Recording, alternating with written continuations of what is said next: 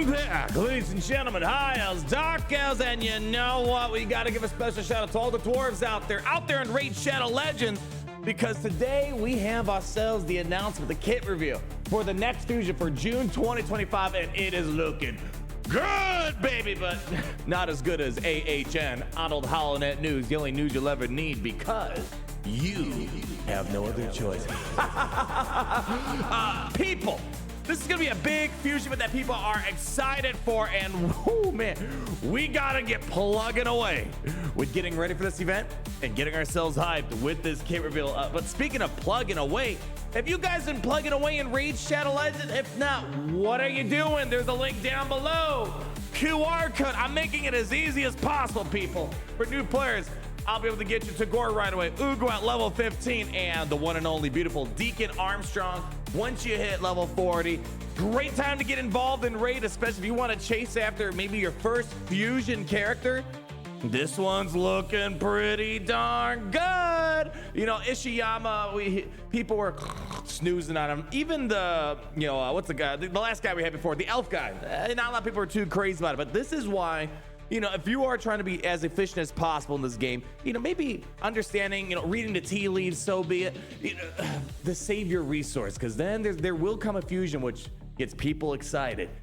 This one, I'm seeing a definite change in mood compared to the past few since Lord Entertainer Fabian. So Tholin Foulbeard is what we got, a legendary Force Affinity attacker, and the dwarves have some really cool stuff out there. And it's only gonna get better, and I am extremely interested in this one. So let me just give you a quick tour of my not Galaxy Heroes, doing mod work per usual. Listen, always grinding 5 million games. What can I say? That's what happens when you're the king of triple B gods. Get the mobile gaming, baby. Here's what I want to show you. My dwarf faction, I would not say is super hot. It's good. I got some good stuff. Like I got Geomancer, 6 red star. That's when you know you won the game. Once you get Geomancer, life is on easy mode. Well, easier than usual. Underpriest Brogni, big fan of the guy. Fjordad Wolfart, my least favorite mythical that I have. You know, glorified Painkeeper, basically. The myth is pretty banger. And I have this 3 empowered Melga. Haven't upgraded yet. It's on the list of many characters I want to upgrade. But you know what champion I've been wanting to have for a long time, and maybe this Thorin guy for this month is gonna fill in that gap. Let's go over and take a look at the dwarves. Where are they at? They got a lot of good stuff. But you know what I've always wanted, and I've been waiting for it. I've been wanting to have these nuts. Yay! Oh, listen, a good these nuts joke. Been with us since the dawn of time. The second man was able to etch their jokes in the side of a cave, they were talking about these nuts. Oh, I said it again. Anyways, I've been wanting this guy for a long time. You know, one day I'll be graced upon my life with a nut. Yay! I don't know. Listen, I act like I'm a 8-year-old sometimes. The stupid jokes still make me laugh to this day. What can I say? Anyways, I've been wanting this guy for a long time, and hopefully, maybe one day it'll happen. But in the meantime, this seems to be a good alternative. And I love fusion events, even if they're not the craziest. I just like doing the events. I like chasing after a legendary character. And also, I like ways of getting guaranteed legendaries. Pros and cons of not being able to just like farm X character in the game, you know, like other games. Pros and cons of it. But when there is a way to get a guaranteed legendary, I'm on board. And this one, I think a lot of these people are going to be on board. And hopefully, he's not going to make us bored. So next Thursday, June 5th, we're planning to launch a classic fusion event of a new champion, Tholin Foulbeard.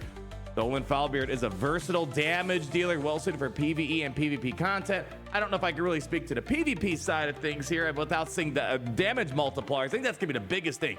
This champion reads good, but it can get to amazing pretty easily, I think, if the damage multipliers are solid. But it seems pretty clear. It's gonna be great for PvE stuff, hard mode, faction wars, maybe even like a Hydra and stuff like that. Also a top tier choice against Corrosa the Covetous, upcoming limited time boss in the event dungeon. So we talked about that a while ago. If you're trying to make as much progress in that, maybe this guy will help you out. But here's what we have, my friends. Basic abilities already looking pretty solid. Demon Breaker. Attacks all enemies before attacking, has a 25% chance of placing a 25% weakened debuff for 2 turns. So a 25% chance, kind of low. We do have ways of increasing it by another 25% once we upgrade him. But weaken, basically another version of defense down, right? That's why it's great having a defense down and a weaken, maximize your damage, right? But it gets a little bit better. Has a 50% chance of placing a 25% weaken debuff for 2 turns if the target is from the Corrupted Alliance, a boss or minion. This effect cannot be resisted by enemies from the Corrupted Alliance, bosses or minions. You might be like, wait, Arnold, what's the Corrupted Alliance? I don't see no Corrupted Alliance when I go through all the factions.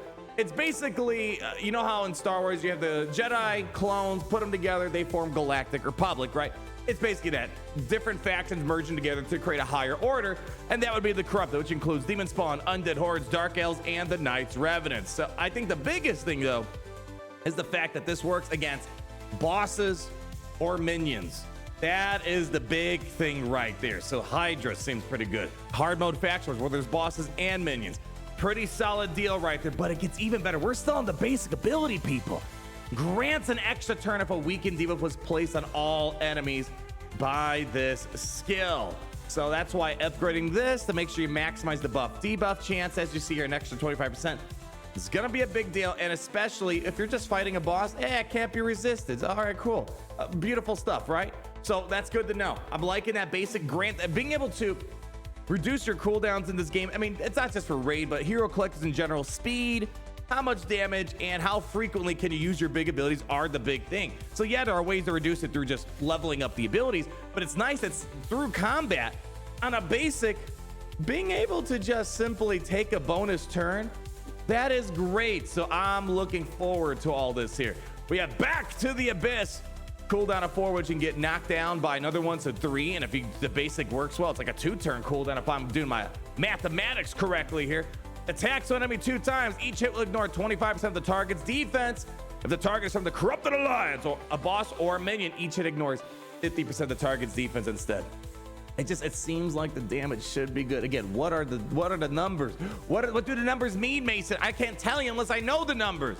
Each hit decrease the target attack by 5%, stack up to 25%. So he's got a way of ramping down a target's offense. And each hit also increases this champion's attack by 5%, going up to 50. So especially in marathon-based things that go for a little bit, yeah, you just gotta hit, what, 10 times? Boom, 50%. Again, it sounds good. Just please, hopefully those base numbers we're working with and the multipliers are good, baby. Then we have Rapid Fury. Attacks all enemies 2 times before attacking. Place a 50% increased attack buff on this champion for 2 turns. Let's just run this down. Defense decrease. You got weaken. You got yourself a 50% increased attack. Sounds like a recipe for success. But for each critical hit landed on the first hit, increase the damage dealt on the second hit by 10%. And he can ignore unkillable and shield buffs.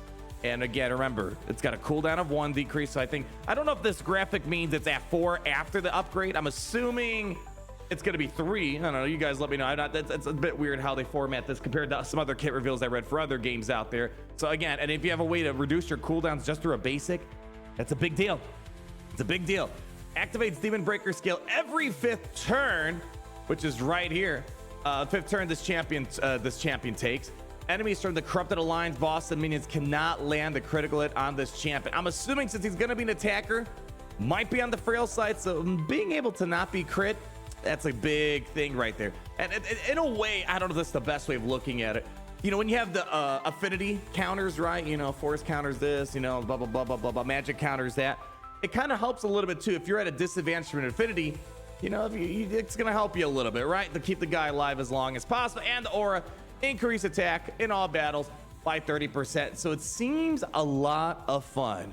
So my thing is here, I'm trying to, let me read this one more time. This basic ability, this effect cannot be resisted by enemies of KKKK, grants an extra turn if a weakened depot. Okay, we get that. All right. So what if I just keep calling this guy to assist over and over again? It doesn't say it has to be on his turn, right? So like, yeah, I mean, if I keep calling him to assist, would he just be able to keep like using these big abilities over and keep granting him extra turns? Yeah, I'm curious how that works. I might be looking a little too much into it. If that's the case, this is even better than when I first did my read through on this. So anyways, my friends, you know, out of the fusions that I've done them all since Lady Noelle. Wish I did a little bit sooner because there was a lot of champions I missed. But again, I was a little too, still figuring out all the in-game stuff of Raid Shadow Legends. But now I do them all. This feels like this might be up there in terms of like my favorite fusion I've done. Lord Entertainer Fabian, tons of fun. Pretty solid. I do like Lady Noelle. I do like Mad Hatter. It feels like just from the read, before I see gameplay, before I see damage multipliers, this seems like it's going to be up there in my favorite fusions that I've done. So I want to hear your thoughts down below. Is this going to be something you guys are going to bag up this season? Well, again, if you are, you need to make sure you're using my giveaway code in case you're a new player. We got to start you off right, just like this champ. It's making me feel all right. Use the link down below. Scan that QR code. I'll be able to get you to go right away. Ugo at level 15 and Deacon Armstrong at level 40. My friend, this has been Arnold Holonet News. The only news you'll ever need, because you have no other choice. Thank you for stopping by, and as always, I need you guys to remember the one thing and the one thing only. There's many things, but very importantly so, it's great to be in the Empire today. Oh, it's great to be